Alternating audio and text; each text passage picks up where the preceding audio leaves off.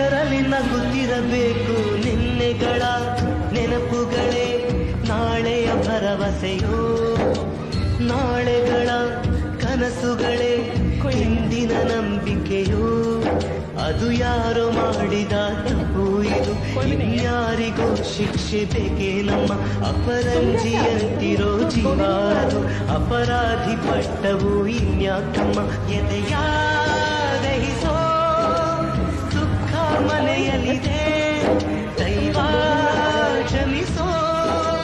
ತ್ಯಾಗದ ದೇವತೆ ಸೆರೆ ಮನೆಯಲ್ಲಿದೆ ನಿನ್ನೆಗಳ ನೆನಪುಗಳೇ ನಾಳೆಯ ಭರವಸೆಯೋ.